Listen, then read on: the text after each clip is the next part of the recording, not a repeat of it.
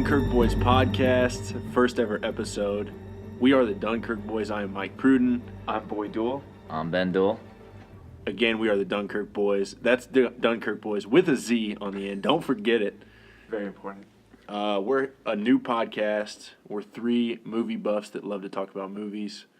So we decided to talk to you guys via a podcast about movies we're seeing, movies we saw back in the day, anything and everything related to film and cinema. That's what we're doing. Pretty impressive. I mean, it's pretty great for the most part. Obviously, you got a very fancy setup. Obviously, you got a very fancy setup going on here. We are coming to you live from the Sheridan Press offices. Granted, the Sheridan Press is not an official sponsor of the DunkirkBoyz podcast. Boyd is rambling. He's never done this before. I don't know what to do with my hands. We're a new podcast. We're going to talk more about movies, hopefully, than being at the Sheridan Press offices. So, Ben, why are we doing a podcast? Who are the DunkirkBoyz? The DunkirkBoyz was originally a group of four. We were all excited for Chris Nolan's summer hit movie, Dunkirk. We were prepared. We were ready. We were disappointed once we saw it. But we were still we wanted to keep going to movies together. And we just stuck by the moniker DunkirkBoyz because that's the original movie. That's where it all started. Yeah. We were the DunkirkBoyz. We still are. But we're going to talk about more than Dunkirk. But we'll probably bring up Dunkirk often because we are the DunkirkBoyz. And it's funny. For a nice TPT episode. Yeah. Yeah, so let's talk movies. This week, we saw It. Yes. The blockbuster, multi-million, $500 million grossing It. Stephen King's It remake. Every movie's being remade these days. It was one of them. But it was pretty good. Yes, for a synopsis of Clown Eats Kids, people are really excited about this movie. I was a little terrified of the movie. You were scared going into it? Oh, or yeah. You were scared? Oh, yeah. Boyd cheated. YouTubed all the jump scares. He's trying to prep himself for war. Boyd is that member of the DunkirkBoyz that will do that. I hate horror films. This is my third ever horror film I ever saw in the theater. I saw the other two being Paranormal Activity, the first one, and Cabin in the Woods. Honestly, though, horror movies are like the best, almost like one of the better movies to go see in a theater because you don't want to buy it on back in the day of DVDs because you only really need to see it once and then you're not that scared anymore. Yeah. So, like, why not go when it's, like, loud as shit and you can feel, like, crowd tension with you in those scary moments, so. I just don't like that tension. Yeah, Boyd's the kind of guy that, like, if he's watching a movie at home, like on Netflix, he's never seen before with other people, and it's like, he'll look up the ending. Like, he'll look up And be like, M. Night Shyamalan endings before. I called that. That is not true. Okay. Horror movies, sure, because I just want to know when shit's going to go down. But to me, it wasn't super scary to me. It was like, it had a good mix. To me, what made it and drove it was a good mix of being in the horror genre, but it wasn't based solely like on like Paranormal Activity. It was just like, all we're trying to do is freak you out. All we're trying to do is freak you out. There's going to be tons and tons of jump scares. Like, I didn't even think there were a lot of jump scares. No. I think it was just based on being the whole thing's based on fear to begin with. When you're a child. Yeah, you know? and so it's based on, so obviously it's going to have some horror elements, but it wasn't like we're trying to terrorize you by watching this. Yeah. Right. And, like, it was a nice horror movie, but it had all that substance and it had the comedy bits in it, too, which was nice. It was just, like, a refreshing feel, and it wasn't just, like, constant, like, oh, when's the scare going to happen or whatever. Like, you kind of know, though, because, like, I thought the score kind of, like, fucked up some moments because it's just, like, the music out of nowhere would be, like, heavy, and you're like, oh, great, when's it going to happen? But even then, it wasn't, like, horrible jump scare, like. Yeah, I'm not a huge horror movie person because of that. Like, I'm probably a snob to say, like, I look for substance in the movie. Like, that's what entertains me. And a lot of horror movies don't have that. You know, like, when I see, like, a PG-13 horror movie, I'm like, there ain't no titties, there ain't no blood. I'm out. But, and, like, this one was rated R, so I was like, okay, how on earth what are they going to incorporate to make this rated R? And it was a bunch of like there was a little bit of gore action that surprised me, and there was and there was a lot of F-bombs, a lot more F-bombs than I was expecting from a movie driven by kids. So it was like it had a bunch of stuff that like I guess I wasn't expecting from a horror movie, and I felt like that's what made it a little bit more compelling. Speaking of the gore, the movie started off hot. Yeah, it did. With Georgie boy. Yeah, I'm gonna go ahead and tell you guys that DunkirkBoyz podcast will have spoilers. So sorry about you. You know, it's a movie podcast. What'd you expect? But go on. Yes. Okay, so when I saw the trailer and like Georgie talking to Pennywise, and then I saw all those memes of like, you know, like Pennywise is down here with this, and it says something, and then you see the kid crawling. That's what I thought was gonna happen. I was like, oh, Georgie's just gonna go down there and like go see the circus. Was not prepared for the 5-minute in mark, complete arm chomped off. Have you seen the TV version No. of it? Okay, so for a little substance, so the 90 version of it, I mean, it's pretty similar to, you know, the 90 version of the 2017 film. The opening was pretty similar altogether. Arm chopped off? No, but here's the difference, because it was a TV movie. It wasn't. Yeah, it was a mini-series. So, exactly. So in the TV movie, what he does is like, when he was reaching for the boat in the TV film, Pennywise was played by Tim Curry. And Tim Curry, the way he does it is like, you'll float too. And he grabs Georgie's arm, and you hear Georgie go, ah! And then it just cut to Pennywise's face, where it's just, his eyes are green, it's got the teeth, it's like, ah! And then it fades to Georgie's funeral. So we don't see arm bitten off. We don't see it matched it pretty well, but it was just like shock value. Yes, and then you get the little 5-year-old Georgie sitting here crawling the street with one arm, bawling. I was like, blood everywhere. Good God, I was not prepared for this. But like this. that's how you thought the rest of the film was going to be. I mean, that sets the tone right there in terms of the blood, the gore. Yeah, it did. So I thought it was going to be. Yeah, that was the moment where I was like, damn, I got to buckle the fuck up. Yeah, and it didn't have. It honestly didn't have a ton more gore though. Mm-mm. You know, there was the scene with the bully and his dad. That was a little messed up. When they chased old Mike, and then he looks over and Pennywise is in the bushes, and he uses the kid's arm to wave. Georgie's arm. I respect it. There was some of the. But it wasn't like gore to sell, like gore just to have gore. It wasn't right. like this movie's gonna be a gory movie. I would never. I wouldn't say that at all. But it was like. It was no Rob Zombie. No. Not quite. No. It wasn't Saw. No, it was not. No, it was not. What was, here's a question. What was the scene that terrified you guys the most?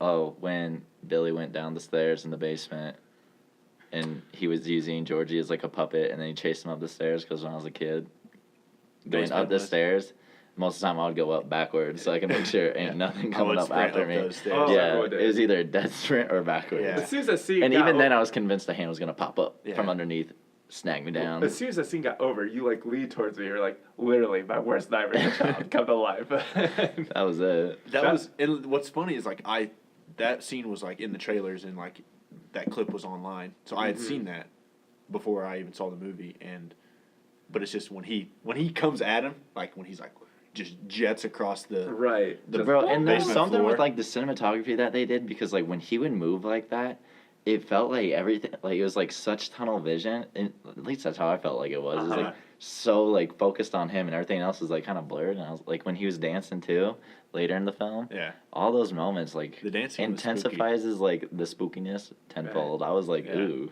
Mike, shivers. What was your, if you had to pick one, what would be the scariest? The homeboy in the alleyway with all the burning arms. Oh, and then with Mike. Yeah, and then he goes in, and Pennywise is like hanging from the meat hook, and I was just like, okay, this is like, that was like just a little intense for me. Yeah. Like, it was like, because he was alone, and it's one of those things where it's like, this is just this kid, and at that point you hadn't determined. I mean, I'd seen the 90s version a long time ago, and I kind of knew how it went, and I knew that kid was a main character, so... Yeah. But it was still, like, you didn't know if any of them were going to, like, get got at that point. Right. Yeah, I still felt like... I, like, knew that they had to grow up to be adults at some point, but I still felt like at some point they're like, they're expendable, we could lose one of them. Even when the kid fell through the floor, broke his arm, and then he comes out of the fridge, which was ill, by the way, when he was all contorted in the fridge, and... But yeah, I mean, there were definitely parts where I was just like, okay, this kid might get eaten right here, you know? Have we even discussed that? I was gonna say mine. 2 of the Yeah, 3 what's- Dunkirk boys? Oh, yeah, you go on. Sorry. No, it's okay. Thought for My later. the scariest one for me was the projector scene in the garage, Oh, just yeah, that was because spooky. like I mean, you know it's gonna cut to, but you don't know what, and I was not expecting a fucking 50-foot version of Pennywise to go he's got all these fangs hanging out, and then he just crawls out, and then everyone's freaking out. The thing that like got me go was like that whole incident happens in the garage. Everyone's freaking out. Old Bill, big brass balls on him, he goes, "No, we're gonna chase this motherfucker." Like a 25-foot clown Yeah. crawled I think that's out what, the screen. I think that's what it was like, And you knew they were going to get out of it, but you didn't know how. So that's where the like anticipation was like, you're like, okay, they're trapped in a garage with this 50-foot But- monster. How? What's going to happen? Like you're just like, they might just all get eaten. And that's what also like kind of like takes me off about the movie though, because then it's just like, oh, we open up the garage door, we're safe. And I was like, what are the rules with like Pennywise here? Like, how come he can like come through that fucking screen? Like, if he wants these kids so bad, why doesn't he just snatch them up any old time? Like, Yeah. Georgie, he got into the sewers. The bully kid, he got in the sewers. And then you see him out in that one field when Mike's getting beat up, and then then there's the scene at the end when and then he gets he's in into Billy's Beth's house. house. Yeah, he gets in like Like Bev's, and he kids Bev. Like in the day, it's like you had opportunities to get kids all the time, but as soon as Bev kills her dad, you get him. Like what? she didn't kill her dad, did she? I thought she just like beat him up. She smoked him with that. I'm pretty sure he was dead. Yeah. Oh damn! I had hopes that Bev wasn't that strong. I just hurt him real bad. When you see the blood coming out, you assume he's dead. No. Damn. R.I.P. But that leads to a good question. Is Pennywise a great movie monster? Villain? Serial killer? I Yes or think no? I think he's Yeah. he's got to be towards the top of the list of clowns, It doesn't he? Like when you think of Oh, horror bro. movie clowns. There's the killer clowns from outer space. I don't know if you ever And- saw that on old sci-fi and back Captain in the day. Spaulding. Speaking of my boy Rob Zombie, You know, there's a couple out there. but I yeah. think when people think of clown, even people that hadn't seen it, even before they started making the remake, I think it was like the clown from It, that sewer scene. Like people knew that was a yeah, a there pretty was people iconic clown. that I've like talked to that have seen the new version, like never saw the old, and like I knew that like Pennywise was like a demon or whatever, like not really a clown, and they were like confused when they saw this, and they're like, why was he able to like open his mouth like that, and like he wasn't even like a real human. I was like, oh, because he's not Yeah. even in the like books and in the he's not like a OG. guy in clown paint that just murders people. Yeah, he's a shape-shifting like demon Yeah. or whatever. So he's up there though. I'm a little He's disappointed. spooky. They were gonna do that in the movie. Bill Skarsgård, the guy that plays Pennywise, talked about how he filmed a scene that takes place in the 1600s of Oh yeah. Derry, I read and that. he kind of talked about how it was just him in general. Like it was Bill Skarsgård with like no makeup or anything like that. So it's kind of shows like the origins of it and things like that. That would have been interesting to see. But that's why we have the upcoming sequel coming up in 2019. So Yo, Skarsgård. Okay, here's a question. Skarsgård was awesome. right. Yes. So were the kids. Yes. Who carried the movie more, Skarsgård or the kids? I think the kids. Like, who were you more impressed with? Like when you leave and you're just like, man, that guy sold me. Damn.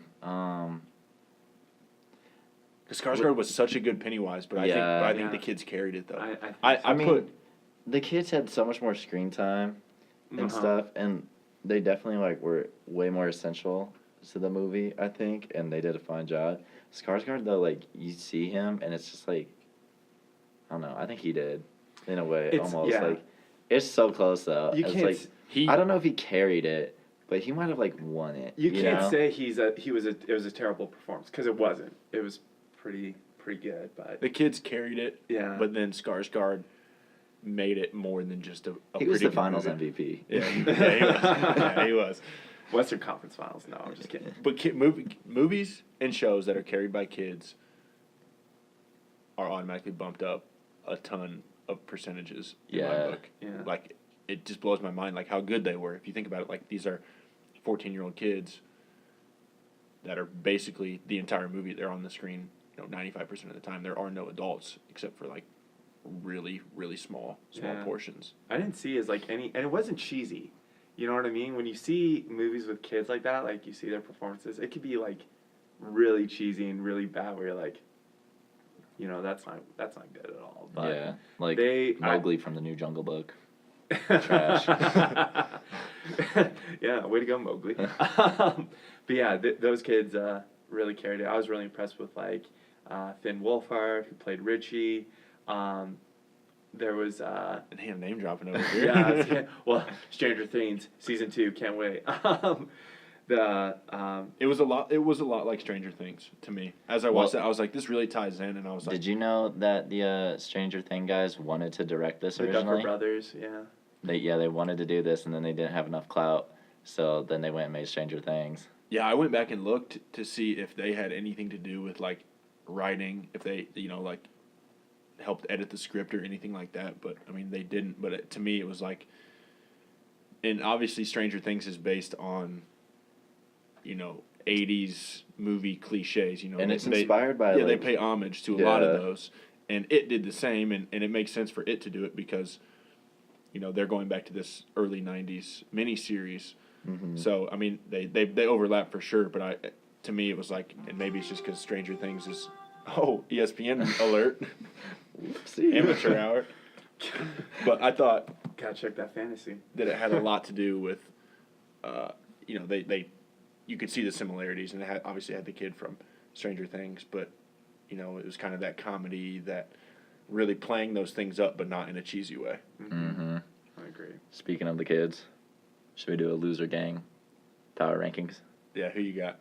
Let's just give me yours, and I'll just. Number 1, my boy Richie. Yeah. You should have started at the bottom. Okay. Now we're here. Spoilers. Richie's number 1. Dead last is the Jew. I don't even remember his name. Stanley. He's Boyd reminded me of his name like 15 minutes ago, and he's just such a bad character. I couldn't remember his name. Oh my god. And his fear was the wackest. Yeah. It was Painting. a great Yeah, it's like. abstract painting, and he's scared of it. Yeah. Yeah, so he's the weakest. And then Mike, just because he didn't do a whole lot, I mean, he was kind of badass towards the end. He killed the bully, smoked him straight down the well. Yeah. But otherwise, like, he was just super quiet. The air gun was dope. Especially because they brought him in early. Okay, but what about The sheep thing? they're in the garage, get spooked, and then all of a sudden Mike goes back to the sheep farm. He's like, smoking sheep like it's nothing. Like, he's all of a sudden ready to take lives. But And he should have been packing the air pistol long before. around town. Yeah. You're getting bullied by these kids? Yeah. Air pistol. And then Billy. I mean, Billy thought he was the leader, but he was no alpha in my mind. Which one was Billy? The fact Billy was Stutter Kid. Bill was whose brother was Jordan. Yeah, okay. Bill Too many Denbrough. names, yeah. Yes. Then Ben. Fat Ben, yeah. Yes. Tits, yeah. Fat Ben. The AK original titty boy. Then Beverly. Okay. Then Eddie. Then Richie. Nice. Yeah. That's my list. Our 1 and 2 are the same with Richie then Eddie. I had Ben at 3 just because, he got slashed. He went for it. He got slashed twice. Okay? You get Talk slashed. about fat shaming, by the way.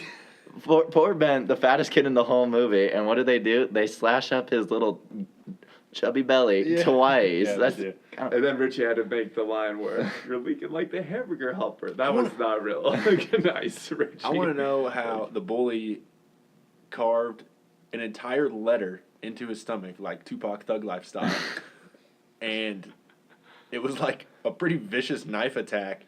And then he goes and he gets patched up by some half-ass Walgreens patch-up job. And then, like, 30 minutes later, he's diving into some gross pond. Like, with just one little patch over it. I was like, okay, there's no way. Like, that thing. The 80s were a magical time. I mean, we weren't alive. Actually, you were. You were born in 89. We were born in the 90s. Shouts to 89. Yeah. So we missed out on that. But, yeah. Plus, he did a great maneuver. I would never thought, like, when I was like, how's he going to get out of Henry Bowers and his gangs? trenches. And the backflip just over the. kick him Oh, in and the nuts, then followed by and the then worst do- movie trope of all time, rolling down the world's longest hill and then getting up like, oh, I'm good. What's up? Yeah, like he's some athlete. Okay, Yeah. okay, Ben. Yeah, Who's after Ben? But he went for it though with Bev though. Shouts to him. Bev almost dropped in my rankings because she finds Right. out that Ben is the boy she been crushing on. She don't even know it. And she does him dirty. The dirtiest. Yeah. The dirtiest of the dirtiest.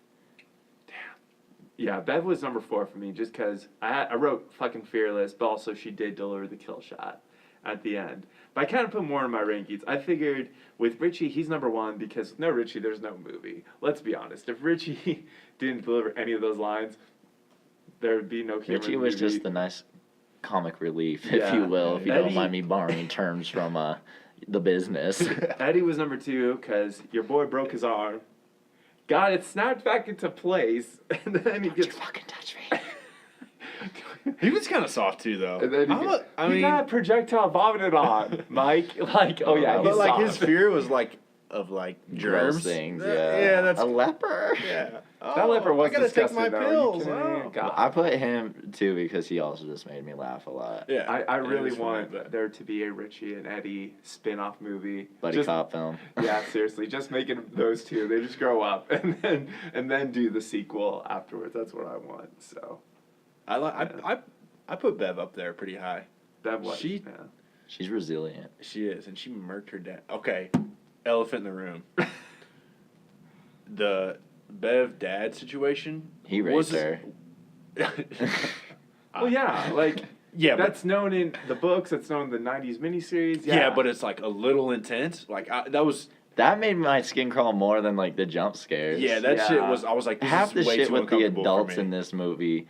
The fucking pharmacist, when she's like, "Can I borrow your glasses? You look just like Clark Kent." And then she puts his on, and he's like, "You look just like Lois Lane." Everybody in the theater was like, "Oh God." that's not how it works. Yeah. Yeah, probably like Lois Lane Yeah. did not do that. And when, yeah, and I even read something online that was like, somebody posted, and it was like, here's a fair warning for people that are going to see this. Like, there are triggers for people who have suffered through molestation of any sort. Like, there are triggers, and it's like, it's not a good feeling. And I was like, I read that, and I was like, okay, yeah, maybe. And then you get it, and I kind of had forgotten about it, and then you see it, and I was like, okay, damn, this makes me feel uncomfortable. Like, I'm sure these are triggers for people that have gone Yes. through this. Hell Like, yeah. this is horrible. And, like, so that, to me, was, like, that was one part where I was like, and it tied in, like, that was her fear.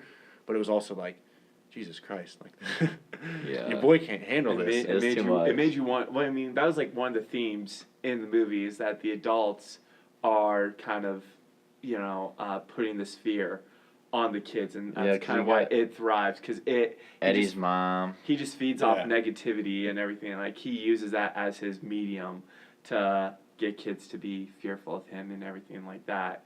And then that even led to the bully, Henry Bowers, his dad even. But here's my theory with this. All right, I'm gonna go off a boy tangent here with Henry Bowers here. Yeah, Okay, strap in, folks. listen, Henry Bowers, like the script hinted that he was being abused by his dad. I think Henry Bowers is just a plain psycho. I mean, this guy was gonna murder a fucking cat. Okay. Yeah, Like, I never And got then the his dad is like, abuse. "What are you doing?" Like, and then the kid gets scared. It's like, hell yeah, your dad's a cop. You're doing something illegal by shooting animals. I shoot definitely thought his dad like whooped him a couple of times. I'm just saying. Maybe, but to me, he was. I would His shoot- dad was a hard ass. I would shoot and my he was just kid's a feet. rebellious teenager. I would like, totally shoot my kid's feet if my kid was shooting at a cat.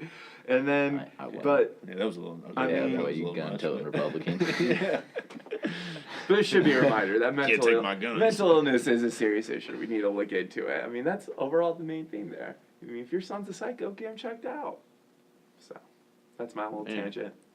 Boyd's just call to action from Yeah. Boyd here. Hot take. Boyd's parenting corner, folks. Need advice? Call Boyd. What's the rest of your power rankings for the kids? Okay, going back to that. So we had Richie at 1, Eddie at 2, Ben at 3, Bev at 4. Stanley was 5, 6 was Bill, and 7 was Mike. I could probably make the argument just to tie those kids. Like, they're all a 3-way tie. because I really cannot distinctly put one ahead of the other. So I'm just gonna do a re-edit and say a three-way tie for fifth was Stanley. Stanley belongs dead last because he's the rabbi's kid and he can't even read from the Torah on his bar mitzvah. So it's like, what you even doing? Well, we never saw Come his on, bar. Stan. We never saw his bar mitzvah, Yo. did we? Loki, where's Georgie in all this? You know, does he fit? George was kind of dope. Yeah, Georgie You know? was dope. Bro, the saddest thing about Georgie's death, because, like, it, like, projects your fears out or whatever. His biggest fear was letting down Billy. Yeah. All he wanted was to get the boat back to not make Billy mad. Yeah. How sad is that, dude? He didn't mean to. He even went down to the basement to get the wax. Yep. And you know he was spooked. Yeah. To be fair, I didn't realize wax would make the boat float. I just thought the boat was gonna float. You know, physics. Boyd's never seen paper get wet before. Didn't think about that. It's all right. It happens. Did I mention I'm a college graduate? So Wow, we're dropping credentials now, folks. that's the joke. All right. What else you guys got? It was. About it. Can we talk about the soundtrack a little bit? Sure. I was a little impressed with it.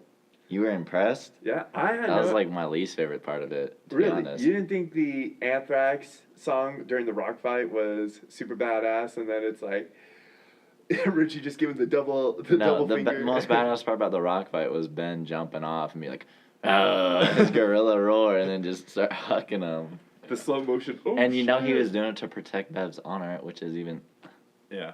Ben gang. 100, keep it 100. Ben gang. I didn't realize New Kids on the Block was going to be such an effective set piece in the movie. I had no idea. That was one of the better jokes. Yeah. When they closed the door, New Kids on the Block poster. Yeah. And then just jump right back to, 168 kids died this year. Soundtrack was. It was a beaver yeah. trap at a camp. It was a beaver trap at a I camp. feel like that's not even like the soundtrack, really, like, because those were just like snippets here and there. It wasn't like, It wasn't the score. yeah. It was. There's a difference between soundtrack and score, but You're talking to a couple of cinephiles here more than we know. Still. What was your guys' favorite Richie joke?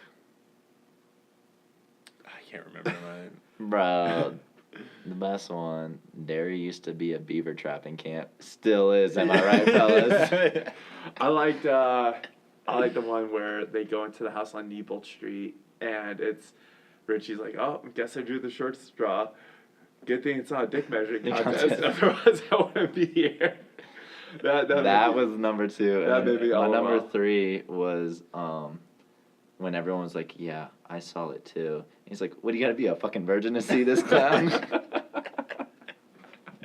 Man, he was just so quick on the draw, and he sold it. Like, Yeah. It was just his delivery was like Michael Scott, Top-notch. just Yeah. uncanny. Mm-hmm. There's no Teen Choice Award for that kid. I don't know. There's no No. justice in the world. Yeah. They'll probably pull a couple of MTV Movie Awards. Yeah. Best Ensemble. Yeah, they might even get a best kiss. Oh, Ooh. Ben and Bev. Yeah. I mean, Best she wasn't villain. even conscious Best doing villain's it. gonna go to Pennywise for sure. In MTV villain. No, not Ben and Bev. You're gonna give it to Billy and Bev? Yeah. That's messed up. I'm not gonna give it to them, but they might get it. You know. People And like then that. probably like they MTV Movie Awards, they do the oh shit moment. Like, so I bet like when Georgie gets his arm, that'd Man, be Boy Duel's calling for a clean sweep of the MTV Movie Awards from I have this. higher hopes for it one day, but I guarantee I would say best villain and best oh shit moment if that's still an award. It was a couple of years ago, but I don't know. If it's still best fight. They used to do best fight. I remember Kill Bill won those. So, but I don't know. So, what else you guys got? What are your thoughts on the sequel? What are your expectations? I've already heard like the director say that he wants to make it like way darker. Yeah. Like it's not gonna be as like has so many like comedic moments and stuff. So that will be very interesting to see. I It's think. gonna be them as adults, so it'll be a little easier for him to do that. Mm-hmm. You know. And like if he goes that route, I just imagine like. I don't know. I just imagine it being a lot more intense. Well, I mean, I'm gonna drop a spoiler on you, Ben, because I don't know if you know this, but in the books and in the TV series, Stanley kills himself as an adult. Surprise So me. because Bummer he's so terrified that he doesn't want to go back. Like, he already faced it once. He doesn't want to relive that horror again, so he kills himself in the bathtub. So And who did the kid Stanley say he wants to play future Stanley? Joseph Gordon-Levitt. Oh, wow. JGL. They're not going to cut that check for that. No. So, yeah. It was some pro bono work by JGL, but... For context, what Ben's talking about, the kids, they all got asked, like, what adult do you guys want to play, like, which adult actor do you want to play your character in the sequel? So, like, Richie said Bill Hader. Bev said Jessica Chastain, which sounds like... Which, if they don't get Molly Ringwald, they ain't doing the role justice, if you ask me.